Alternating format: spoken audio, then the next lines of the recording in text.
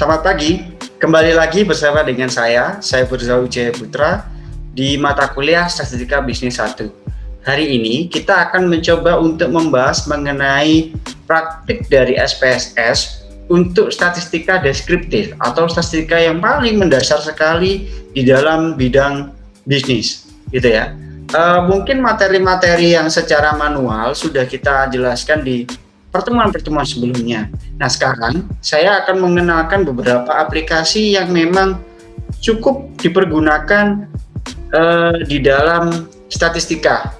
Nanti kedepannya Anda akan sering menemukan software-software seperti ini untuk membantu Anda dalam riset di dalam tugas akhir nantinya. Oke, langsung saja. Oke, yang pertama, mungkin Anda akan bertemu dengan yang namanya SPSS atau IBM SPSS. Nah, IBM SPSS sendiri ini merupakan suatu software yang akan membantu Anda untuk mengerjakan atau menganalisis suatu data yang sangat dasar. Nah, biasanya penggunaan ini untuk regresi, analisis diskriminan, regresi logistik, uji t-test, uji beda t-test dan lain sebagainya itu menggunakan SPSS.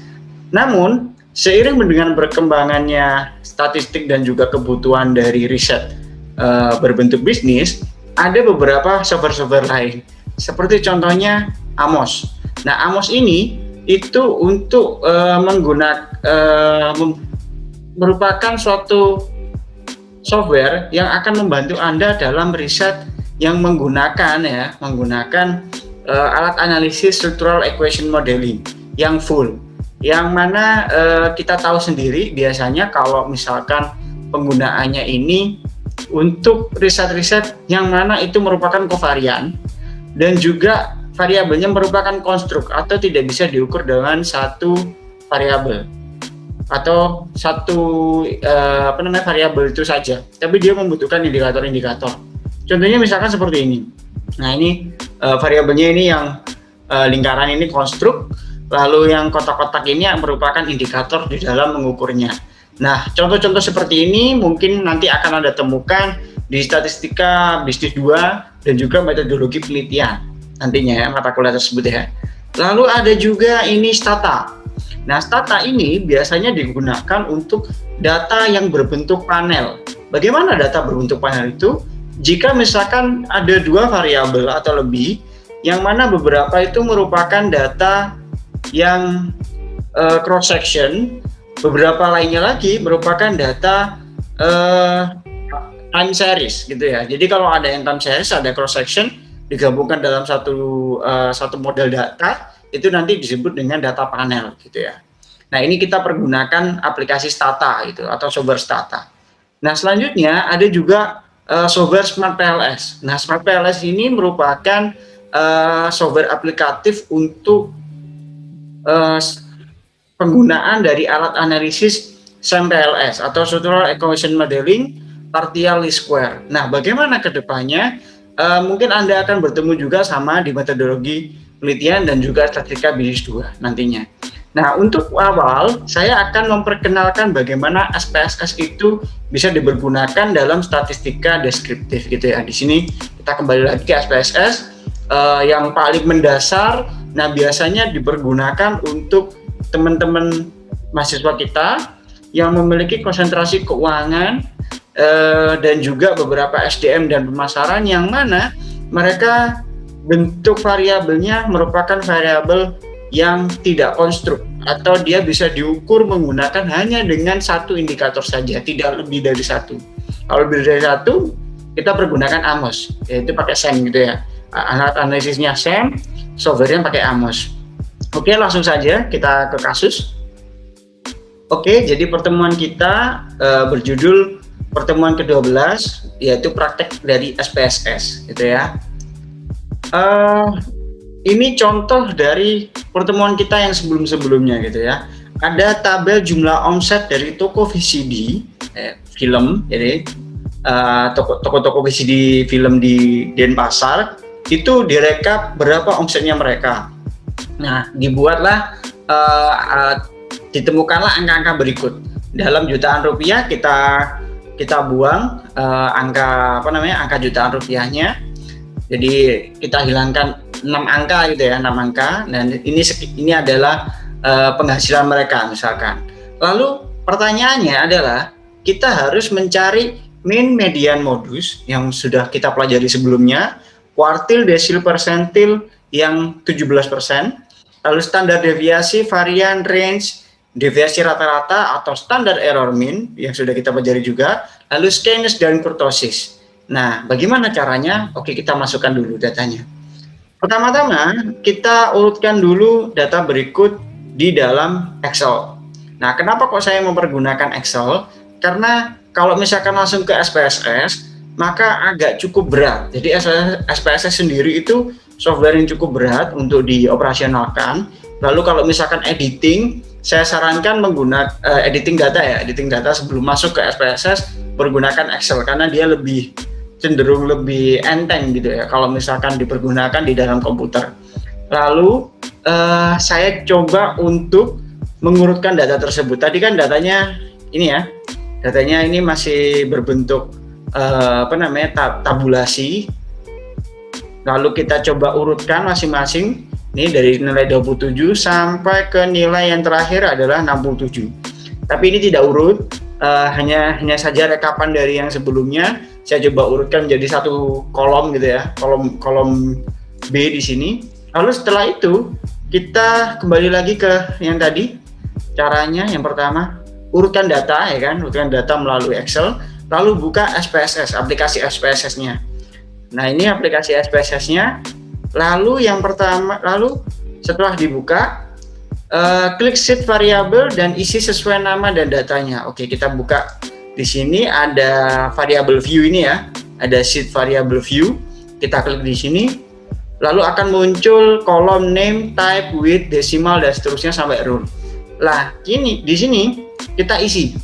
Misalkan di sini kita klik di sini, ketik namanya menjadi kita tulis di sini offset.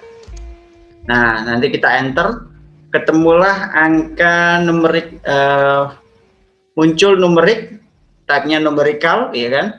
Lalu weight-nya adalah 8, desimalnya 2, labelnya nanti kita kosongi, boleh diisi nantinya. Kalau misalkan kita pergunakan pengujian antar pengaruh variabel, tapi karena di sini kita tidak fokus ke sana, boleh Anda kosongi saja. Lalu value-nya juga non, missing juga non, dan seterusnya. Nah, measure-nya ini adalah pengukurannya. Ini boleh Anda ganti menjadi ordinal gitu misalkan, nggak apa-apa. Atau karena di sini itu cukup banyak gitu ya, range-nya dari 27 sampai 67 tadi, kita buat skala juga nggak apa-apa. Kita buat scale ini. Lalu klik data view lagi. Nah, di sini kita pindahkan data dari Microsoft Excel tadi, ya kan? Kita blok dulu, kita copy, lalu kita pindahkan ke sini, langsung Ctrl V saja, dia akan masuk. Nah, ini akan masuk secara otomatis datanya. Nah, setelah data terinput, ya kan? Nah, setelah data terinput jumlahnya 150, kita kembali ke PowerPoint tadi. Kita masukkan tadi, klik data, masukkan data satu persatu ya kan. Jadi kalau di sini tadi ada variable view, terus setelah kita tulis di sini kita ketik data view, lalu kita masukkan kembali di sini muncul nanti offset, terus kita Ctrl V di sebelah sini gitu ya, dia akan muncul. Lalu kita kembali ke sini, yaitu klik analyze, klik descriptive statistic. Oke, kita pelan-pelan aja ya. Kita klik analyze di menu analyze paling atas, analyze, kita klik descriptive statistik, ya kan? Nah, ini muncul ini. Lalu apa langkah selanjutnya? Klik frequencies, pindah data ke kanan. Nah, kita klik di sini, berarti analyze, descriptive statistik, frequencies, kita klik di sini. Nah, karena di sini datanya adalah offset, nah kita klik di sini offset, lalu kita klik sebelah kanan ini, pindah sebelah kanan. Karena di sini adalah data mentahnya, kita klik pindah ke kanan sebagai variabel yang akan diujikan. Nah, setelah pindah ke sebelah kanan, kita kembali lagi variabel PowerPoint yang tadi, yaitu clear statistik tentang mean, median, modus, standar deviasi, varian, range, SE mean, skewness, kurtosis. Nah, semuanya diklik. Nah, ini ada tab dari statistik. Kita klik di sini. Kalau kita klik di sini ada kuartil, terus ada juga persentil. Persentilnya tadi minta berapa? 17 ya. 17 kita masukkan add 17,0. Lalu ada mean, median, modus, kita juga butuh standar deviasi, varian, range, maksimum, minimum, SE mean, skewness, dan kurtosis. Nah, kita butuhkan semua itu. Lalu klik continue. Nah, setelah klik continue berarti kita balik lagi ke PPT, klik OK, ya. Kita klik OK di sini. Nantinya ini akan muncul data yang kita perlukan untuk diestimasi. Nah, kalau kemarin kita mencoba untuk mencari rata-rata atau mean, median nilai tengah, dan juga modusnya atau angka yang sering muncul itu menggunakan cara manual. Di sini kita langsung otomatis saja. Jadi mean-nya di sini rata-ratanya 56,53, mediannya itu adalah 56, modusnya ada 51. Kayak gitu ya. Lalu standar error of mean yaitu 1,24, standar deviasinya 15,19. Ya, ini masih ingat ya standar deviasi. Kira-kira error yang paling jauhnya dia itu adalah 15. Lalu variannya adalah 230,8. Skewness-nya 0,026. Lalu standar error of skewness-nya 0, ini kalau misalkan di sini tidak ada angka ya sebelum titik, itu artinya berarti ini adalah 0,198. Lalu minus 0,102 adalah untuk kurtosisnya berarti. Nah, kalau kurtosis berarti dia menceng ke kanan gitu ya, karena dia minus di sini. Lalu standar error of kurtosisnya 0,394, range-nya 80,0, minimum angkanya adalah 13, masuknya adalah 93. Nah, persentil 17-nya itu adalah 42, persentil 25-nya adalah 45, persentil 50-nya 56, dan persentil 75-nya adalah 68. Nah, dari sini kita udah tahu hal-hal seperti ini tanpa harus menghitung secara manual seperti kemarin.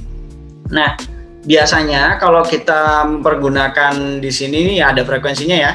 Nah, ini data frekuensi yang sudah tidak perlu kita inputkan lagi secara manual. Misalkan di sini ada angka 13, frekuensinya 1 kali. Lalu ada persentasenya itu adalah 7%. Lalu valid presentasinya 7% juga, kumulatif persennya juga sama 7% juga. Dan seterusnya seperti di bawahnya ini. Nah, totalnya adalah 150 angka gitu ya, atau 150 N-nya jumlah observasinya. Presentasinya 100%, di sini juga 100%. Nah, biasanya yang kita cari di dalam statistika deskriptif itu yang paling penting ada di tabel ini ya, tabel statistik yang paling awal ini. Nah, ini biasanya kita interpretasikan sesuai dengan kasus apa yang akan kita cari atau yang akan kita jawab kasusnya seperti apa. Mungkin berbeda-beda tergantung dari kasusnya akan seperti apa. Misalkan kasusnya menanyakan angka terkecil dari jumlah omsetnya berapa, nah kita tinggal cari aja minimumnya berarti 13. Lalu standar deviasinya berapa, tingkat error paling tinggi di dalam di dalam data tersebut, ya kita lihat aja standar deviasinya 15,19 dan seterusnya gitu ya, tergantung interpretasi yang berkelanjutan. Saya tidak bisa menjelaskan secara rinci nantinya, mungkin akan lebih jelas jika Anda bertemu dengan dosen pembimbing nantinya dalam penggunaan statistik ini, karena belum tentu Anda akan menggunakan statistika dasar. Bisa saja Anda menggunakan statistika yang kausalitas, atau mungkin yang justru menggunakan konstruk pakai SEM gitu ya. Nanti tergantung bagaimana riset Anda akan ditentukan bersama dengan dosen pembimbing dan juga minat Anda dalam meneliti. Mungkin itu saja yang akan saya sampaikan mengenai statistika ini. Oke, semoga apa yang kita pelajari hari ini bermanfaat untuk Anda. Anda boleh silakan melakukan praktis atau mencoba latihan di rumah menggunakan SPSS ini. Nantinya Anda akan sangat familiar dengan SPSS ini ketika Anda akan melakukan skripsi gitu ya. Pasti akan Anda sering mengotak-atik SPSS nantinya. Terima kasih, selamat pagi, semoga bermanfaat. Wassalamualaikum warahmatullahi wabarakatuh.